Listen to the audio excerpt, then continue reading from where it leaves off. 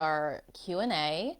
It is Monday, June 14th, and we're just going to answer some questions that you guys submitted and get things moving. Definitely, that was a theme in all of the questions that I received.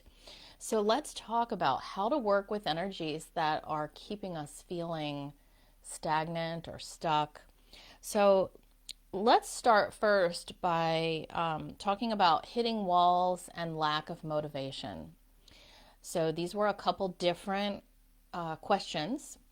They're similar though. If you think about hitting walls, you're getting blocked. Lack of motivation, you're also being blocked from taking action.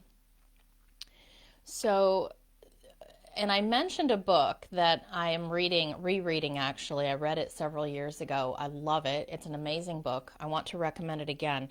It's called The Big Leap by Gay Hendricks. The Big Leap. And it talks about the 4 ways that most of us sabotage ourselves or hold ourselves back, and we don't even realize we're doing it. He finds that most people have 2 of these that are active within themselves, primarily active. We all probably have pieces of all 4, but just to give you a taste of the book, one of those is being fundamentally flawed. We believe that there's something fundamentally wrong with ourselves. The second one is being afraid that we will be disloyal and we will abandon people from our past or our present if we go forward and step into our potential. The next one is that we will be a greater burden. More success brings more burden. So there may be people in your life and in your past who will feel burdened by your success or your brilliance. And so we hold ourselves back. And the fourth one is the crime of outshining, is what he calls it. And that is somebody whose ego you're afraid will be wounded, or you were taught that you need to be careful, hold yourself back so that you don't overshadow or outshine people from your past. So he goes through these brilliantly. He talks about how to spot them, he gives examples, and then he talks about how to try to conquer them in this book. So it's a wonderful read. It is on Audible, and I highly recommend it. I actually bring these ideas into my sessions and release some of these barriers for people. But I invite you to just sit back and think, what are the belief systems? What are the emotions? What are the situations that still might be alive from my past that I might be holding myself back because of those things? And it's not that you're choosing to do it. This is complete subconscious programming, and we are locked into these patterns. So we have to see the patterns. That's 80% of the solution, is just seeing it. And then the next 20% is getting rid of it and making a commitment that you don't want to live by that anymore, that you're ready to rise above that restriction. You're ready to get it out of your life. So the book is a wonderful resource. Without the book, I want you, if you're feeling stuck, if you're feeling that you're not able to access motivation to take action and move forward in the way that you kind of want to or know that you should, I want you to get to a quiet place. Maybe go for a walk in nature, maybe have some meditation time. Find a time when you're relaxed, when you can take a moment to yourself. I want you to tune in to your body, get out of your mind, bring your awareness just down into the heart area, and just sit there for a moment and ask yourself, what is blocking me? What is blocking me? And then I want you to open to listen. I don't want you to try and search, strive, fix, problem solve. Just listen. What is it that's blocking me? Perhaps a memory will pop in your face. Perhaps a relationship. Maybe a parent. Maybe a voice you will hear in your head. Maybe this will happen later. Maybe you don't hear anything in the moment, but that evening while you're sleeping, you have a dream of a memory of a teacher scolding you, or always being criticized by a sibling and told you're wrong, or being afraid that the other, maybe a parent telling you that you can't be that brilliant because your sister, it will offend your sister or make her feel bad.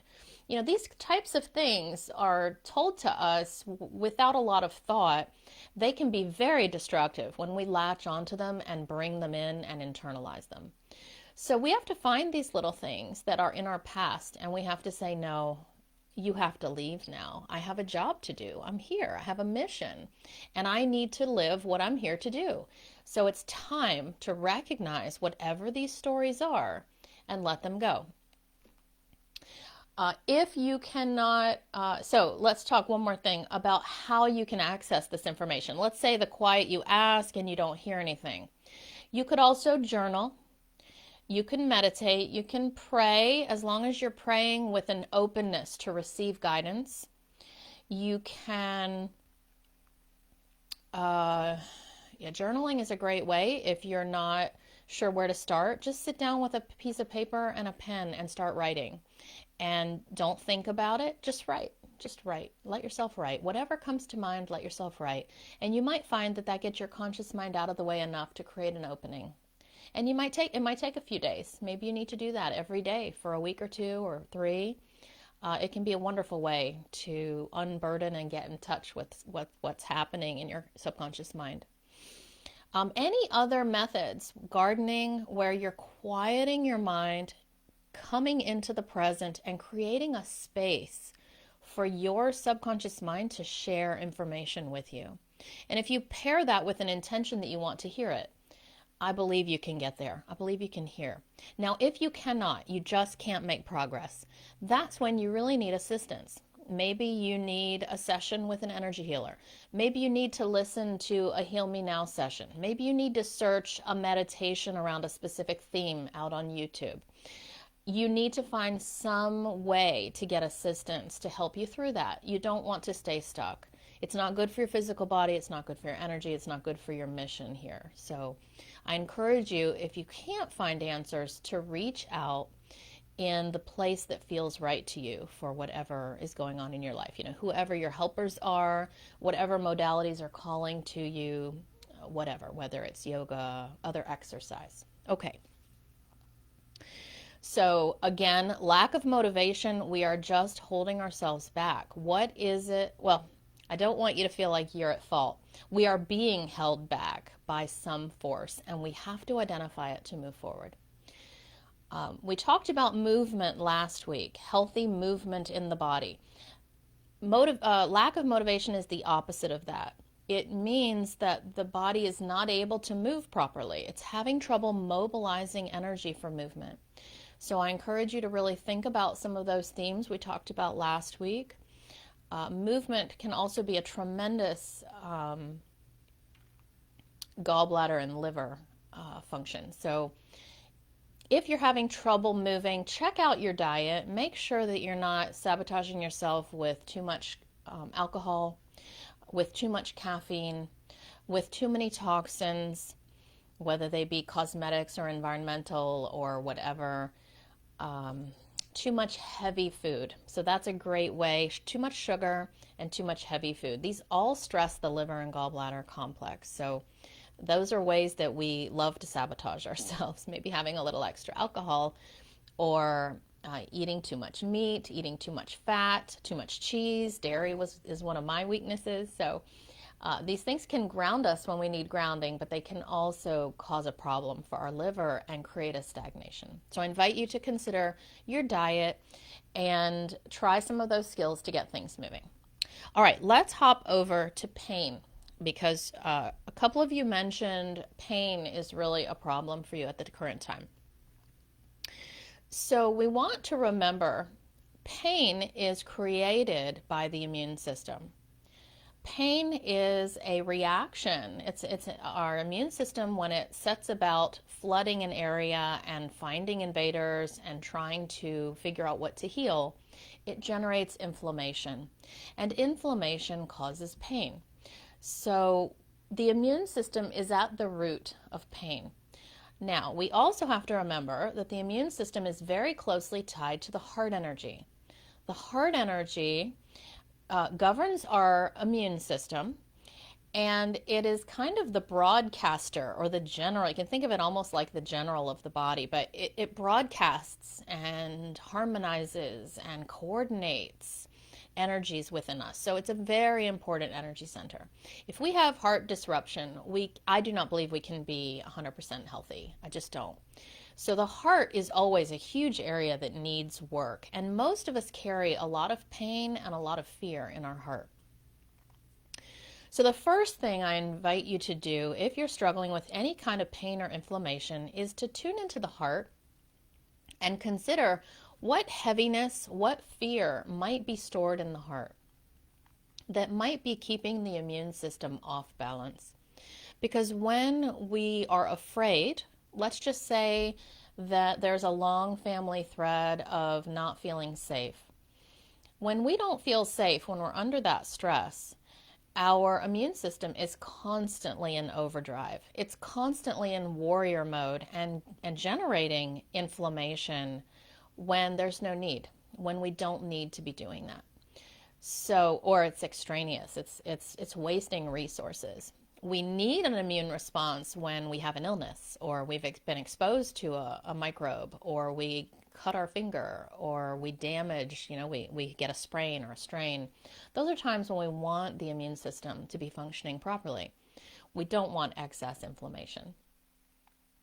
So we're just going to remember that the heart plays a key role in the immune system and in the inflammation. Now, this time in humanity, I have heard called the age of fear by the spirit world. So this time in human evolution is really focused on healing fear. And you can see that if you look around, like think about COVID, and most people are feeling fear with COVID, whether it's fear of the illness or the virus, or fear of being controlled because of the virus. Fear is a cornerstone of what we've been dealing with in the last year and a half, and even well before that. So I invite you to just ask yourself, is there anything within me that doesn't feel safe? And can I let that come to awareness? Remember, I want to share a really quick process with you. The way to clear energies is to become aware of them, recognize them within you, become aware of them, number one. Number two, allow them to be there. Give them permission. Don't fight it. Don't resist it. Like, okay, I've got fear in me. I'm afraid of COVID. All right, fine. Let's just take that as an example. I recognize that fear. Number two, I allow it to be there. I don't try and talk myself out of it. Like, oh, I shouldn't feel afraid because I'm safe. I know it's not a big deal. That's the conscious mind, and that's not going to get you where you want to go. So we have to throw away all of that rationalization, trying to talk ourselves out of things, distraction, all of those mechanisms the mind uses. Throw them away.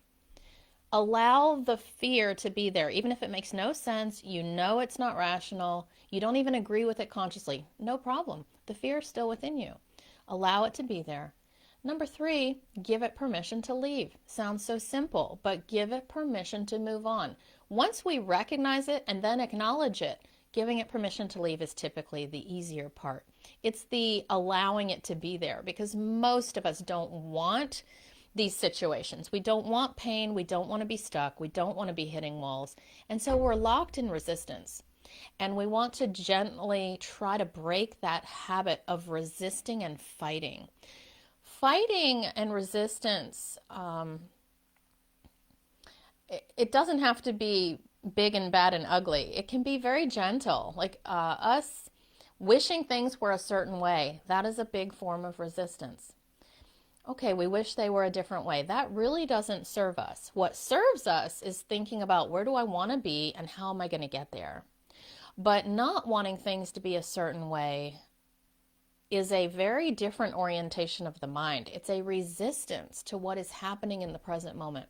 So if we can just recognize what's happening, allow it, and then where do I want to go and how do I get there? What steps do I need to take to get me out of this, to heal this?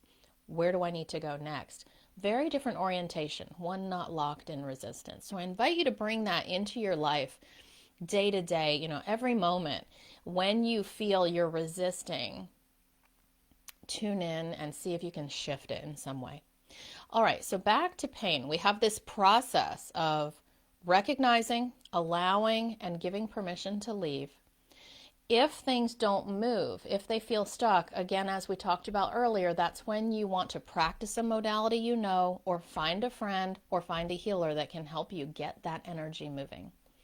So, or something, like my Heal Me Now sessions, a session or a meditation that is specifically going to help you move that energy. All right. So coming back to pain, we talked about the immune system and its link to the heart and trying to unburden the heart. Fear is frequently in the heart that affects the immune system. Grief and sadness can too. Grief, sadness that has not been able to be processed, it may not even be yours. It could be a generational family thread, pattern, something you took on from someone else in your life. These things happen, especially when we have very low boundaries in our young childhood. Before the age of 4 to 5, we really don't have very good energetic boundaries.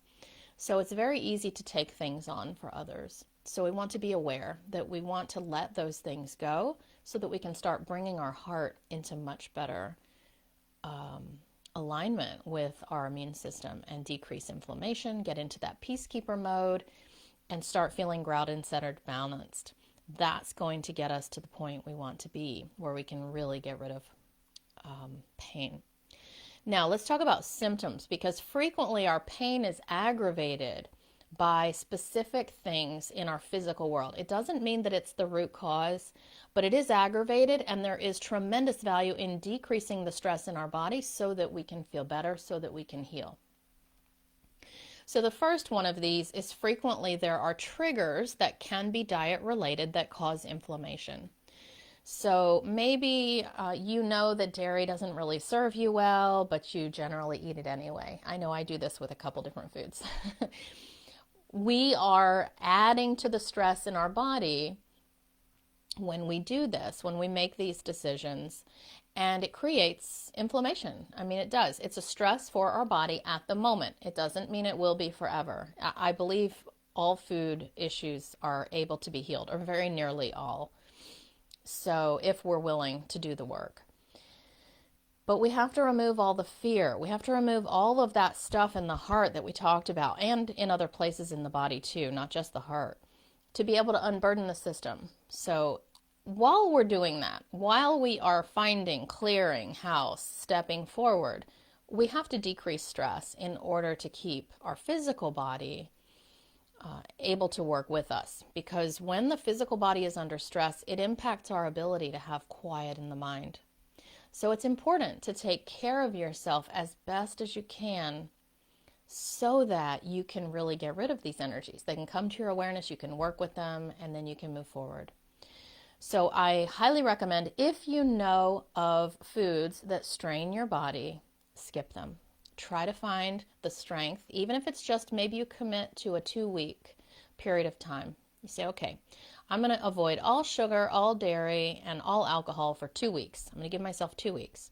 And during those 2 weeks, you really notice how you're feeling and how it's affecting you. If you're able to hear your intuition better, if you're able to work with energies within you. So foods can definitely cause inflammation and trigger pain. The other big one is toxins.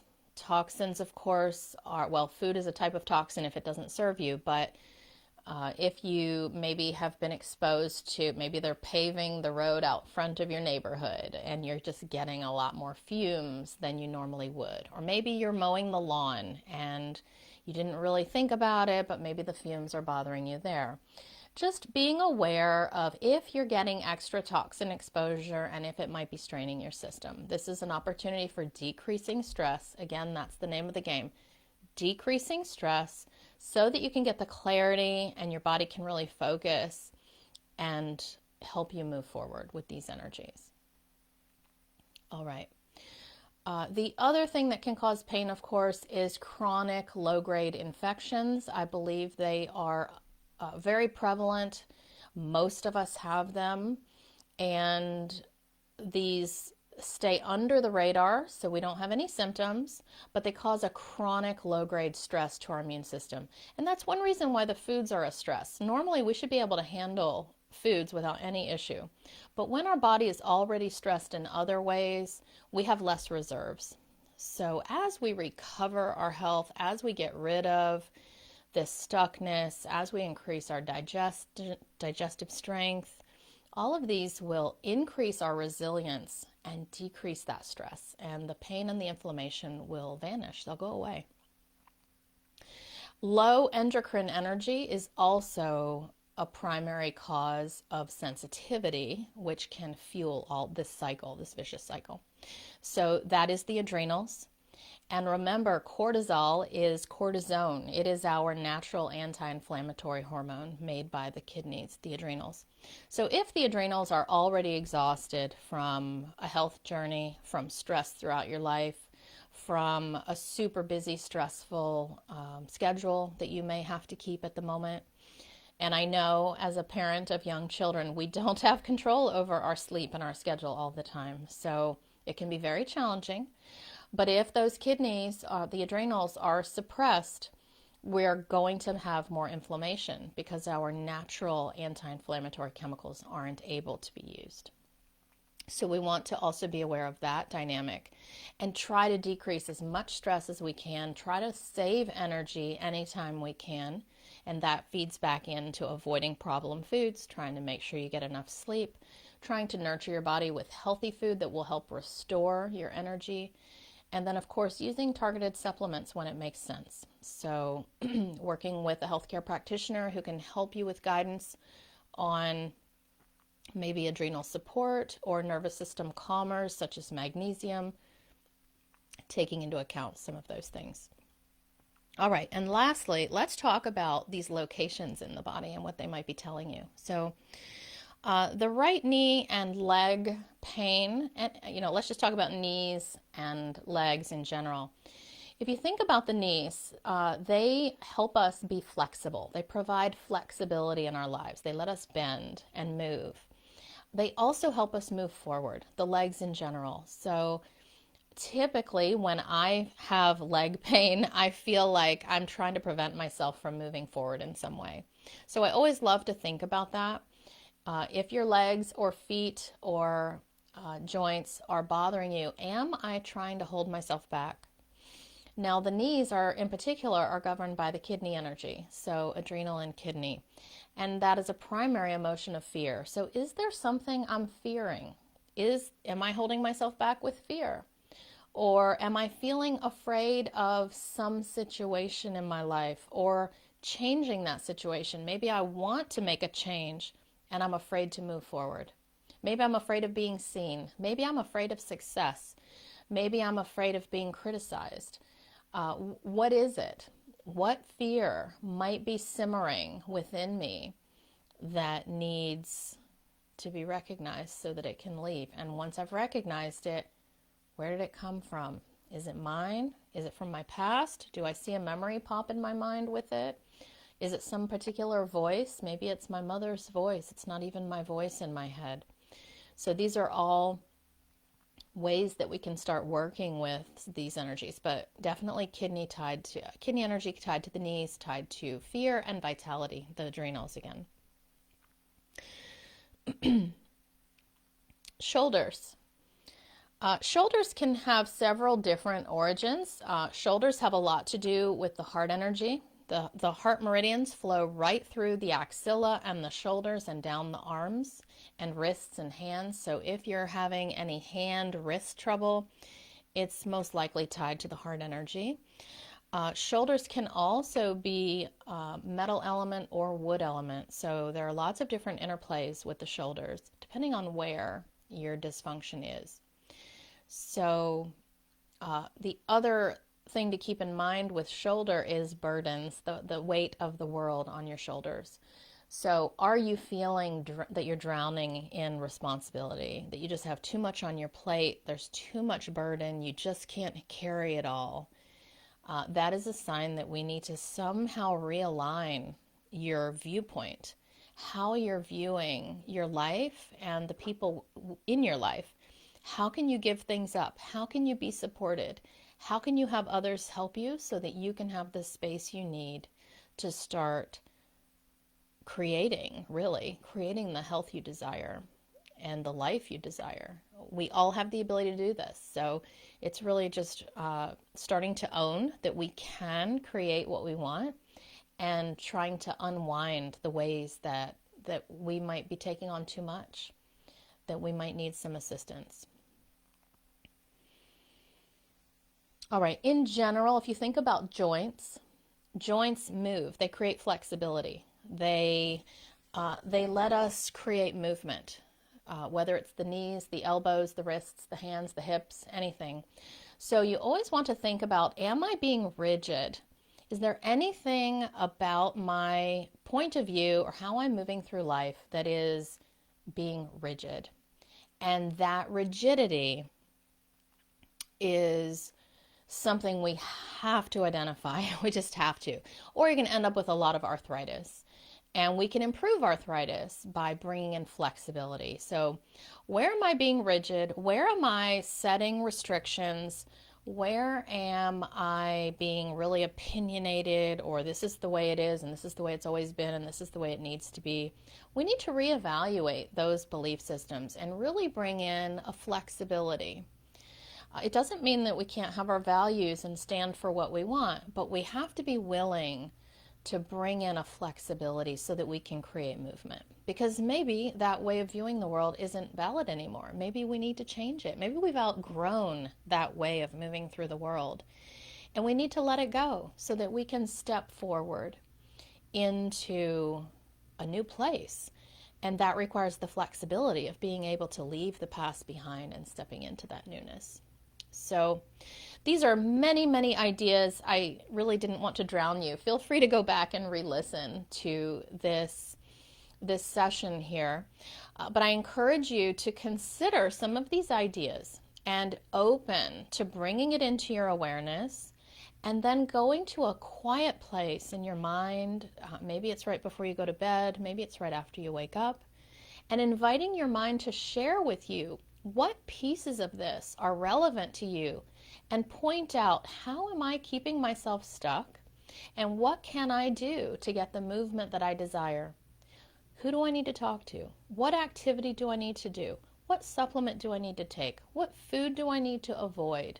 What idea or affirmation do I need to bring in to help me loosen up whatever energy is keeping me stagnant and stuck? So I hope these ideas are helpful for you. And obviously, please comment. I'm happy to respond or clarify. Just take those little steps and see if you can get the movement that you desire. All right, folks, have a great week. Let me know if you have any questions, and I will be in touch shortly with our topic for next week. I